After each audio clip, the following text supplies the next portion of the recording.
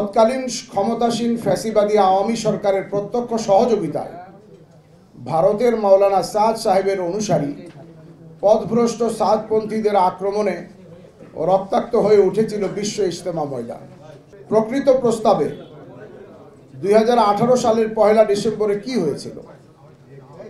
2018 সালের 30 ডিসেম্বর অনুষ্ঠিতব্য জাতীয় নির্বাচন পূর্বকালে নির্বাচন কমিশনের নিষেধাজ্ঞাকে বৃদ্ধাঙ্গুলি দেখিয়ে কারা সারা দেশ থেকে রাতের বেলায় ঢাকা ও টঙ্গীর বিভিন্ন মসজিদে জড়ো হয়েছিল।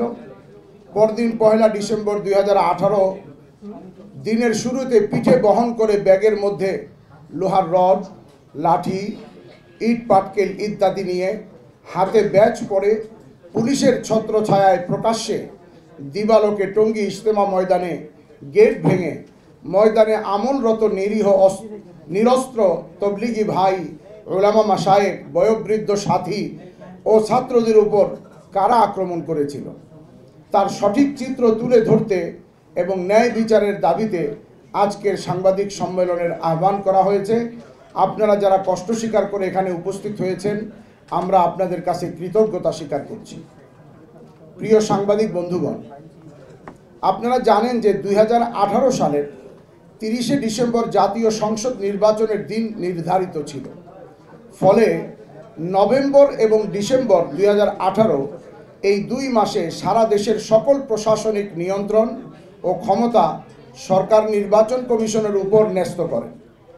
ভারতের মাওলানা সাদের এদেশীয় নেতা সৈয়দ ওয়াসিফুল ইসলাম 2018 সনের নভেম্বর মাসের শেষ ভাগে প্রধান নির্বাচন কমিশনারের বরাবর 30 নভেম্বর 2018 হতে 5 দিনের জোর আইন শৃঙ্খলা রক্ষা করার প্রয়োজনীয় ব্যবস্থা গ্রহণ করার জন্য লিখিতভাবে একটি আবেদন করে। উক্ত পত্রের উত্তরে নির্বাচন কমিশন লিখিত পত্রের মাধ্যমে সুস্পষ্টভাবে উল্লেখ করেন যে 30 নভেম্বর 2018 পর্যন্ত সারা দেশে 30 ডিসেম্বর 2018 পর্যন্ত সারা দেশে সকল প্রকার সভা সমাবেশ নিষিদ্ধ ঘোষণা করা হলো। নির্বাচন কমিশনের উক্ত নিষেধাজ্ঞার লঙ্ঘন করে 30 নভেম্বর 2018 সন্ধ্যা হতে সারা দেশ হতে অগণিত সাদপন্থী সন্ত্রাসীরা টঙ্গী ইজতেমা ময়দানে শুরাই নিজাম তথা উলামায়ে ইকরামের তত্ত্বাবধানে পরিচালিত তাবলিগি ভাইগণের উপর সন্ত্রাসী আক্রমণ করার উদ্দেশ্যে টঙ্গী ইজতেমা ময়দানের চতুর্দিকে বেআইনিভাবে সমবেত হতে থাকে।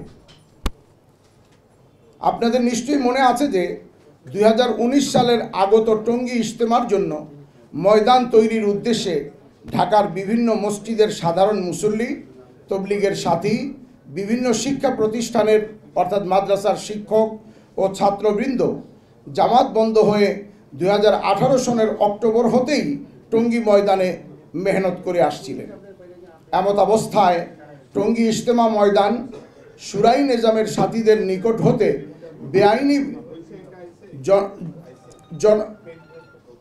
বেআইনিভাবে সন্ত্রাসী কায়দায় দখল করার উদ্দেশ্যে সাদপন্থী পুলিশ অফিসার, তৎকালীন পুলিশ অফিসার ছিলেন ডিআইজি হাসানুল হায়দার, তার যোগ সাজসে এবং গাজীপুর মেট্রোপলিটনের তৎকালীন পুলিশ কমিশনার বেলাল সাহেব ইজতেমা ময়দানের দায়িত্বশীলদেরকে ফোন করে জানায় যে আপনারা অর্থাৎ শুরাই নিজামের সাথীরা আপনাদের লোকজন কমিয়ে ফেলুন, এতে সাদ অনুসারীদেরকে শান্ত রাখা যাবে। এভাবে জনাব বেলাল সাহেব সাদপন্থী বাংলাদেশের নেতা জনাব ওয়াসিফুল ইসলামের প্রলোভনে ইজতেমা ময়দানের ভেতরে অবস্থানরত জনবল কমিয়ে সাদপন্থীদের আক্রমণের ক্ষেত্র তৈরি করে। অন্যদিকে জনাব ওয়াসিফুল ইসলাম রাতের অন্ধকারে সারা দেশ থেকে মাওলানা সাদ অনুসারীদের ঢাকার বিভিন্ন স্থানে জড়ো করে। পাশাপাশি ভাড়াটে সন্ত্রাসী হেলমেট বাহিনীকেও টঙ্গীর আশপাশে সংঘবদ্ধ করে। এ সময় তাদের হাতে প্রচুর দেশীয় ধারালো অস্ত্র ছিল, সবার বাহুতে সাংকেতিক ব্যাজ ছিল, সবুজ ও কালো ইত্যাদি ব্যাজ পরিহিত ছিল।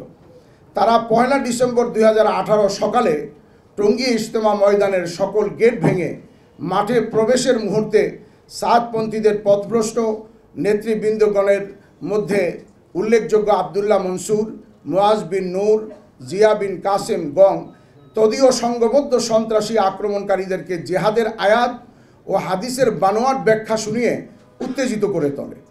এভাবে তারা নিরীহ নিরস্ত্র মুসলমানের ওপর অন্যায় আক্রমণের অপরাধকে জায়েজ বানানোর অপচেষ্টা করে, যার ফলে 1 ডিসেম্বর 2018 সালে তৎকালীন প্রশাসনের সহযোগিতায় দিল্লির মৌলানা সাদ সাহেবের অনুসারী তথা সাদপন্থী নেতা ওয়াসিফুল ইসলাম ও নাসিম গং টঙ্গী ইজতেমা ময়দানে প্রস্তুতিতে কর্মরত নিরীহ নিরস্ত্র সাধারণ মুসল্লি, দাওয়াত ও তবলিগের সাথী, বিভিন্ন শিক্ষা প্রতিষ্ঠানের ছাত্র শিক্ষকদের ওপর লাঠিসোঁটা ও ধারালো অস্ত্র নিয়ে ঝাঁপিয়ে পড়ে।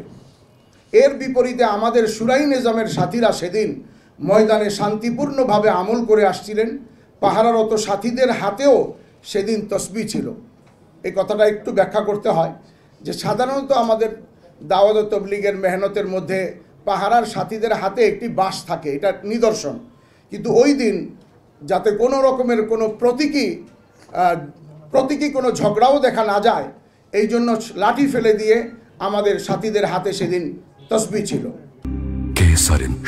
থেকে শিখরে তারা ছিলেন নামাজ, কোরআন তেলাওয়াত ও তসবিহ তাহলিলে নিমগ্ন।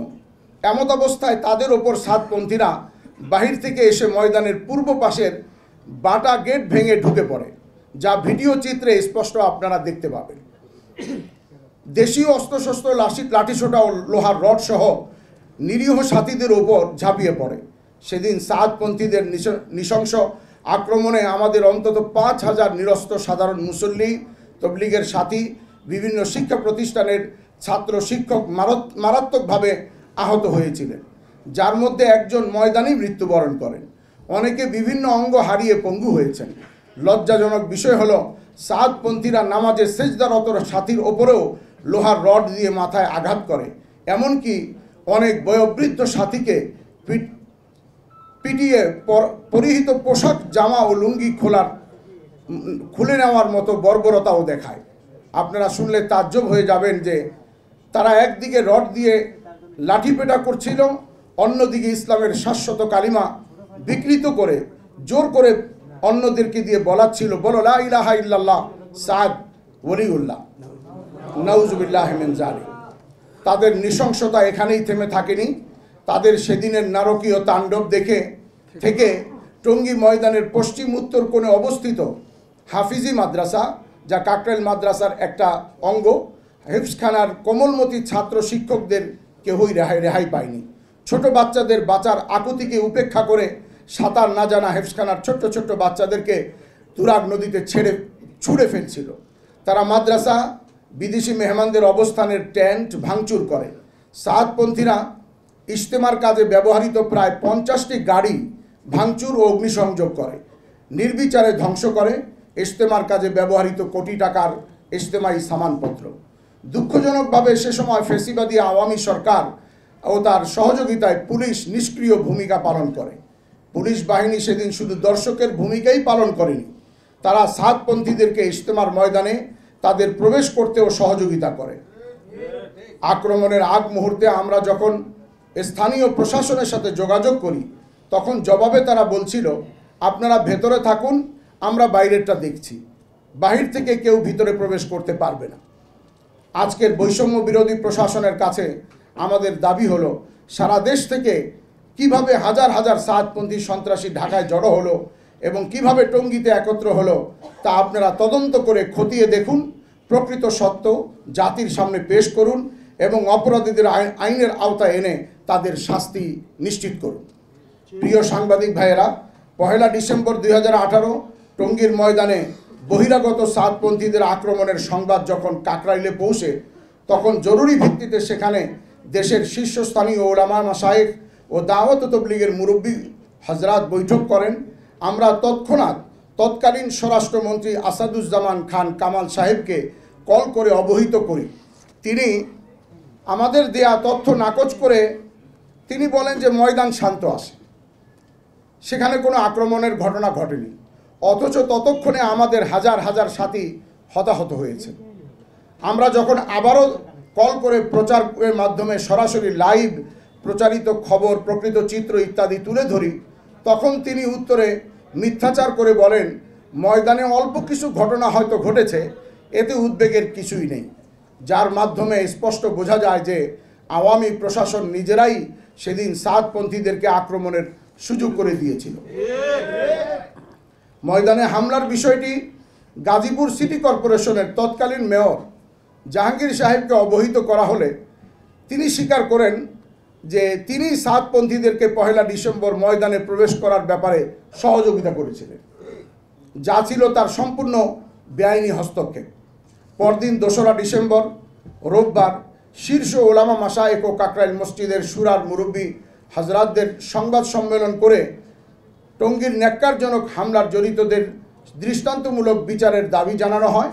কিন্তু দুঃখজনক বাস্তবতা হলো ফ্যাসিস্ট আওয়ামী সরকার বারবার মিথ্যা আশ্বাস দিয়েও কোনো ধরনের আইনি পদক্ষেপ নেয়নি, যার ফলে স্পষ্টত বোঝা যায় যে টঙ্গী হামলার ঘটনার সাথে আওয়ামী সরকার প্রত্যক্ষভাবে জড়িত। বিচারহীনতার এই আওয়ামী সংস্কৃতি সাদপন্থীদেরকে পরবর্তী সময়ে দেশের বিভিন্ন স্থানে আরও বেশি সন্ত্রাসী অপতৎপরতা চালানোর সাহস জুগিয়েছে। সাদপন্থীদের সেদিনের বর্বর ও নেক্কারজনক আক্রমণ শুধু বাংলাদেশের ভেতরেই নয়, বহির্বিশ্বেও দাওয়াত ও তবলিগের মুবারক মেহনতের মর্যাদাকে ক্ষুণ্ণ করেছে। বিদেশি সাথীদের মনে আতঙ্ক ছড়িয়েছে এবং সেই ঘটনার পর থেকে বাংলাদেশে বিদেশি মেহমানদের আগমন হ্রাস পেয়েছে, যা আমাদের বাংলাদেশের জন্য উদ্বেগজনক। দুঃখজনক বিষয় হলো 2018 সালের 1 ডিসেম্বর সেই টঙ্গী ট্র্যাজেডির পিছনে দিল্লির মৌলানা সাদ সাহেব নিজেও সম্পৃক্ত ছিলেন। তার ইন্ধন, উত্তেজনাকর বয়ান ও বিদেশি শক্তির কলকাঠির ফলেই বাংলাদেশের মাটিতে সাদপন্থীরা এমন নৃশংস আক্রমণের সাহস পেয়েছিল। এবং তার একটি প্রমাণ এও যে এত লক্ষ লক্ষ সাথী বা হাজার সাথী আহত ও হতাহত হওয়ার পরেও তার মুখ থেকে একটি শব্দ সান্ত্বনামূলক অথবা দুঃখজনক অথবা দুঃখ প্রকাশ কোনো ধরনের কোনো শব্দ তার মুখ থেকে নিঃসৃত হতে আমরা শুনিনি। প্রিয় সাংবাদিক ভাইয়েরা, আরও দুঃখজনক বিষয় হলো টঙ্গীর ইজতেমার মাঠে নিরীহ নিরস্ত বয়োবৃদ্ধ তাবলিগি সাথী, সাধারণ মুসল্লি, বিভিন্ন শিক্ষা প্রতিষ্ঠানের ছাত্র শিক্ষক, ওলামা ইকরাম ও মাদ্রাসা ছাত্রদের উপর সাদপন্থীদের এই নৃশংস একতরফা আক্রমণের পরদিন বিভিন্ন মিডিয়াতে তাবলিগের দুপক্ষের সংঘর্ষ হিসেবে তুলে ধরা হয়। আমরা তার প্রতিবাদ আগেও করেছি, আজও করছি। এটা কখনোই দুপক্ষের সংঘাত ছিল না, এটি ছিল সাদপন্থীদের একতরফা নৃশংস ও বর্বর আক্রমণ, যা বিশ্ববাসী মিডিয়ার কল্যাণে প্রত্যক্ষ করেছে। আমরা সেখানে ছিলাম নিরীহ মজলুম। বিষয়টি আপনাদের সামনে স্পষ্ট করাটাই আজকের এই সংবাদ সম্মেলনের অন্যতম উদ্দেশ্য। আমরা অনুরোধ করব, আপনারা অনুসন্ধানী তথ্য সংগ্রহ করে সেদিনের ন্যাক্কারজনক আক্রমণের প্রকৃত সত্য ও বাস্তবতা উদ্ঘাটন করে জাতির সামনে তুলে ধরবেন। আমরা চাই জনগণের এই সরকার বিচার বিভাগীয় তদন্ত কমিশনের মাধ্যমে অতি সংক্ষিপ্ত সময়ের মধ্যে 1 ডিসেম্বর 2018 এর টঙ্গী ইজতেমা ময়দানে সাদপন্থীদের নৃশংস হামলা ও হতাহতের ঘটনার তদন্ত সম্পন্ন করবেন, অপরাধীদের শনাক্ত করবেন এবং ন্যায় বিচার নিশ্চিত করবেন।